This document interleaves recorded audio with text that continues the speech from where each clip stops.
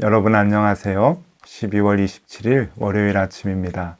하나님께서 오늘도 참 좋은 날 선물로 주셨네요. 말씀 보면서 기도하면서 하루 시작하도록 하겠습니다. 오늘 함께 볼 말씀은 요한일서 5장 13절에서 21절까지의 말씀입니다. 내가 하나님의 아들의 이름을 믿는 너희에게 이것을 쓰는 것은 너희로 하여금 너희에게 영생이 있음을 알게 하려 함이라. 그를 향하여 우리가 가진 바 담대함이 이것이니 그의 뜻대로 무엇을 구하면 들으심이라. 우리가 무엇이든지 구하는 바를 들으시는 줄을 안즉 우리가 그에게 구한 그것을 얻은 줄을 또한 아느니라. 누구든지 형제가 사망에 이르지 아니하는 죄 범하는 것을 보거든 구하라. 그리하면 사망에 이르지 아니하는 범죄자들을 위하여 그에게 생명을 주시리라. 사망에 이르는 죄가 있으니 이에 관하여 나는 구하라 하지 않노라. 모든 불의가 죄로 돼 사망에 이르지 아니하는 죄도 있도다. 하나님께로부터 난 자는 다 범죄하지 아니하는 줄을 우리가 아노라. 하나님께로부터 나신 자가 그를 지키심에 악한 자가 그를 만나지도 못하느니라. 또 아는 것은 우리는 하나님께 속하고 온 세상은 악한 자 안에 처한 것이며 또 아는 것은 하나님의 아들이 이르러 우리에게 지각을 주사 우리로 참된 자를 알게 하신 것과 또한 우리가 참된 자 곧 그의 아들 예수 그리스도 안에 있는 것이니 그는 참 하나님이시요 영생이시라. 자녀들아 너희 자신을 지켜 우상에게서 멀리하라. 아멘. 네, 여러분 오늘 요한일서의 마지막 부분을 우리가 보고 있습니다. 오늘은 또 어떤 말씀을 주실까, 또 어떤 도전과 어떤 위로를 주실까 기대가 됩니다. 여러분 초대교회 때부터 그러니까 요한이 있을 때부터 이 서신을 쓰는 그 당시부터 오늘날까지 신학적인 논쟁들이 참 많이 있는데 그 중요한 논쟁 중에 하나가 오늘 이 말씀 가운데 있습니다. 오늘 이 말씀 가운데 조금 의문이 가는 말씀이 혹 있지 않습니까? 그것이 바로 16절인데요. 이 16절의 말씀을 지금도 신학자들은 조금 논쟁으로 이제 많이 얘기하고 있는 말씀인데 어떤 내용인가 한번 궁금증을 갖고 이 말씀을 보시면 좋을 것 같습니다. 16절 말씀입니다. 누구든지 형제가 사망에 이르지 아니하는 죄 범하는 것을 보거든 구하라. 그리하면 사망에 이르지 아니하는 범죄자들을 위하여 그에게 생명을 주시리라. 사망에 이르는 죄가 있으니 이에 관하여 나는 구하라 하지 않노라. 네, 조금 놀랄만한 그런 그 내용의 말씀인데요. 죄가 두 가지가 있다고 얘기하는 겁니다. 그러니까 사망에 이르는 죄가 있고 사망에 이르지 않는 죄가 있다라고 하는 건데요. 여러분들은 어떻게 생각하십니까? 무엇이 사망에 이르는 죄고 무엇이 사망에 이르지 않는 죄인가? 그 기준이 매우 모호합니다. 그래서 2000년 전 교회가 시작할 때부터 지금까지, 그러니까 더 정확히 얘기하면 이 요한일서 5장 16절의 말씀이 기록되었을 때부터 지금까지 이 기준에 대한 논쟁이 쭉 있어 왔습니다. 세상적으로 보면은요, 좀 간단한 것 같습니다. 사망에 이르는 죄는 아마 살인죄이겠죠. 왜냐하면 남들의 생명도 빼앗을 뿐만 아니라 또 그 죄를 범하면 벌을 받게 되는데 사람들과 격리를 시킨다든지 아니면은 사형 선고를 이제 받아서 죽게 된다든지 하는 벌을 받기 때문에 정말 죽음에 이르는 형벌이 있다, 죽음에 이르는 죄다라고 볼 수가 있고요. 뭐 다른 싸워서 상해를 입힌다든지 도둑질을 한다든지라고 하는 이러한 죄는 사망에까지 이르지 않죠. 그러니까 사회적으로 보면 사망에 이르는 죄, 사망에 이르지 않는 죄, 그것을 세상 사람들은 쉽게 구분을 할 수 있을 겁니다. 그런데 우리는 그렇지 않죠. 성경에 보면은 용서받지 못할 죄가 어디 있겠습니까? 살인죄를 범한 사람이라 하더라도 예수 그리스도를 구주로 믿게 되면 하나님의 자녀로 삼아주신다고 하는 약속의 말씀들이 있지 않습니까? 그래서 그 말씀으로 정말 구원을 얻고 영생을 얻은 사람들이 많이 있죠. 여러분, 이런 걸 보면은 우리가 이 사망에 이르는 죄, 그리고 사망에 이르지 않는 죄가 구분된다고 하는 것에 대해서 조금 이상한 생각을 가질 수가 있습니다. 그래서 신학자들이 논쟁을 하는 것 같습니다. 여러분, 옛날에 터툴리안이라고 하는 신학자가 있었습니다. 155년에서 240년경에 활동을 했던 분입니다. 정확한 연대기는 아니지만 그쯤에 활동을 했던 최초의 신학자이죠. 신학이라고 하는 체계를 처음으로 이제 잡은 사람인데, 우리가 지금도 삼위일체라고 하는 단어를 쓰지 않습니까? 이 삼위일체가 성경에 나와 있지 않는 단어인데, 이 터툴리안이라고 하는 이분이 삼위일체라고 하는 단어를 쓰기 시작을 해서 지금도 우리가 삼위일체 하나님에 대한 믿음을 갖고 있죠. 그만큼 위대한 그 신학의 체계를 잡아놓은 분이 이 터툴리안이라고 하는 분인데, 이분은 이렇게 얘기를 합니다. 죽음에 이르는 죄가 있다라고 얘기를 해요. 그러면서 세례를 받은 후에 살인죄나 간음죄나 예수 그리스도를 부인하는 죄, 우상 숭배하는 죄를 범하면 그것은 죽음에 이르는 죄다라고 얘기를 하고 있어요. 그러니까 아주 정확하게 기준을 이제 제시하고 있는 것이죠. 세례를 받은 자가 누구입니까? 하나님의 자녀가 된 자들, 구원을 얻었다고 확신을 한 자들이 그 뒤에 살인죄나 간음죄나 그리스도를 부인하게 되면은 그는 용서받지 못한다. 정말 죽음으로 갈 수밖에 없다라고 그렇게 얘기를 해주고 있습니다. 그런데 여러분, 오늘 요한일서 말씀을 이렇게 보면은요, 우리가 이 요한이 얘기하고 있는 이 두 가지 죄, 죽음에 이르는 죄와 죽음에 이르지 않는 죄, 이것은 어렵지 않게 알 수가 있습니다. 요한일서를 쓴 전체의 그 내용을 보면, 이유를 보면은 금방 알 수 있죠. 이 내용을 알 수 있는, 풀 수 있는, 그러니까 이 구절의 말씀의 뜻을 풀 수 있는 키워드는 바로 영지주의라고 하는 데 있습니다. 우리가 지금까지 잘 알고 있었죠. 이 요한일서의 말씀이 그 당시 교회를 흔들고 교회를 무너뜨리려고 하는 거짓 복음들, 이 영지주의 복음이 들어와서 그 당시 초대교회의 순수한 사람들을 미혹시키고 그들을 잘못된 복음의 길로 다 이끌어냈던 그런 그 영지주의. 그 영지주의에서 복음을 지키고 교회를 지키기 위해서 이 요한 일서를, 서신을 쓰게 되었다라고 말씀드렸습니다. 그것을 이해하여야 여러분 오늘 이 16절의 말씀을 이해할 수 있게 됩니다.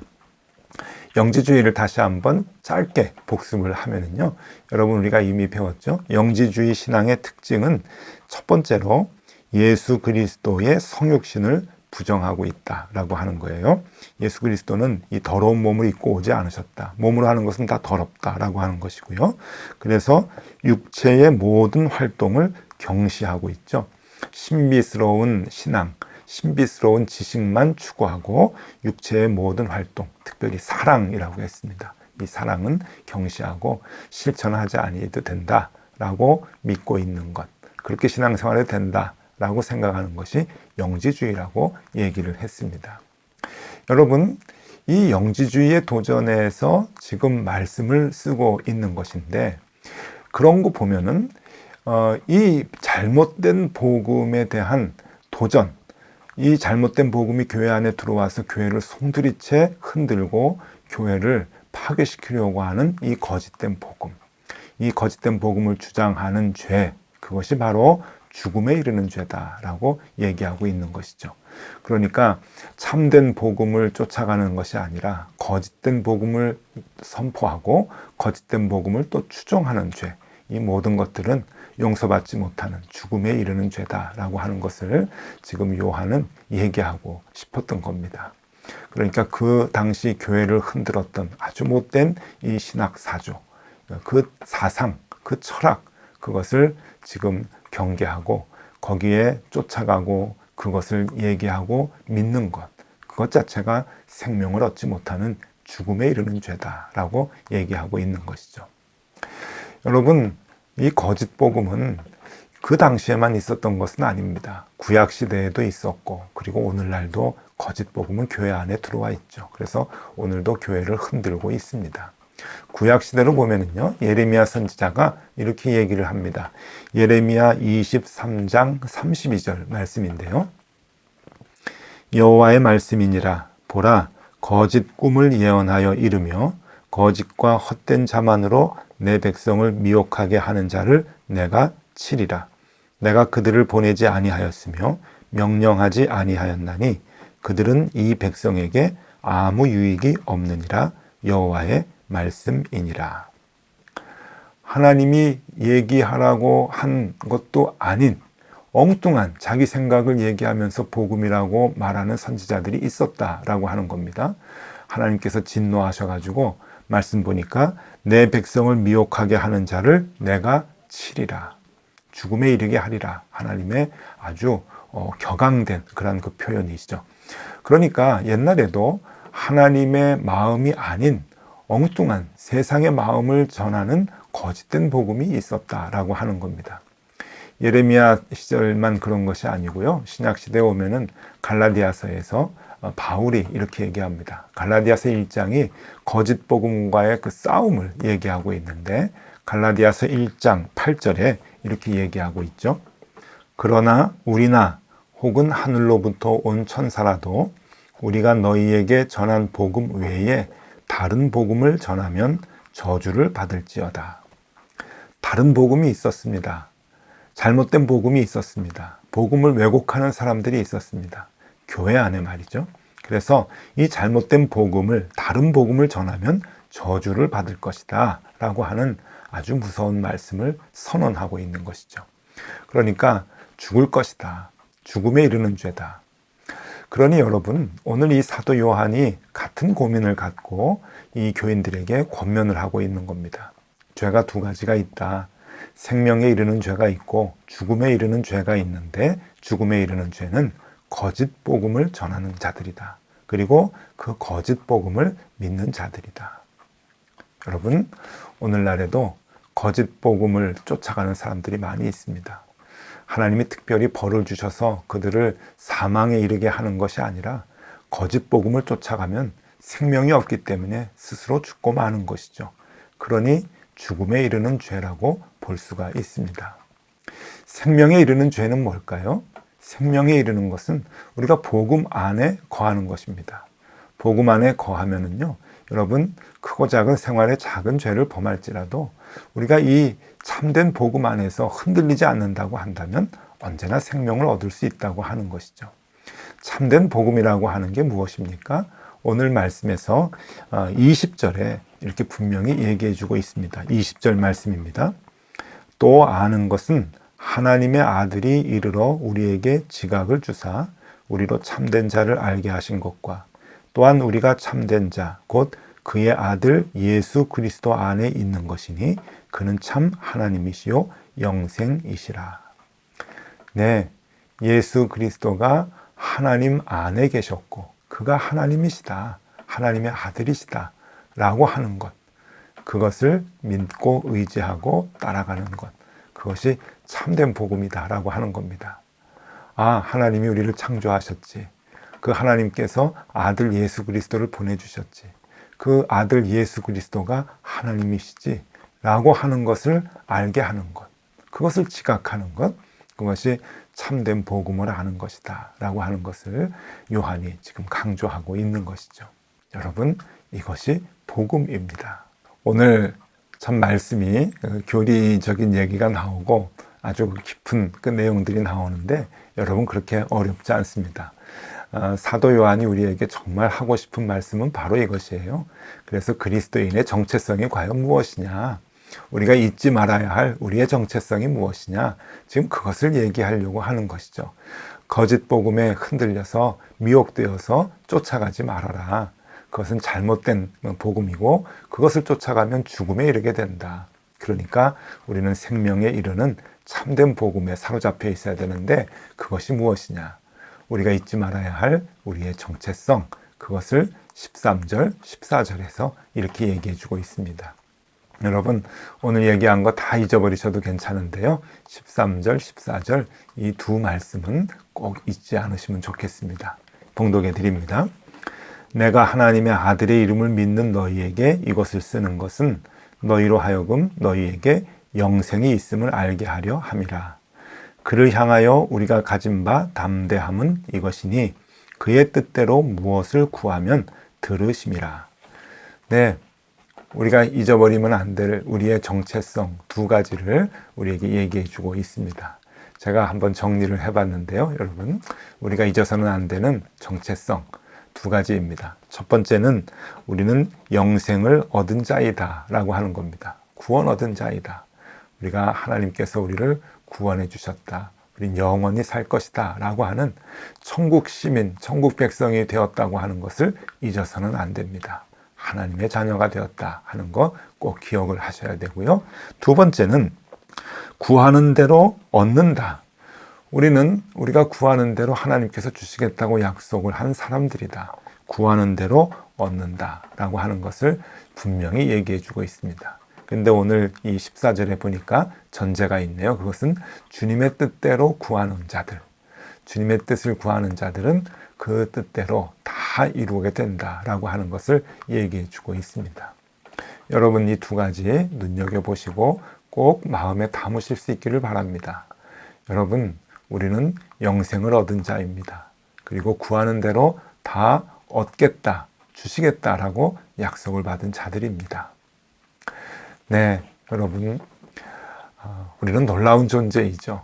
절망해서는 안 됩니다.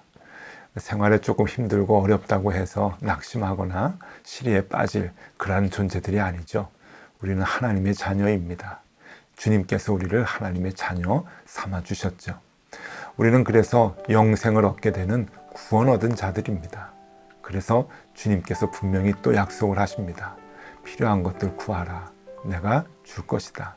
주님의 뜻 안에서 우리가 주님께 간구할 때 하나님께서 모든 것을 허락해 주시고 이루어 주시겠다라고 약속을 하고 계십니다.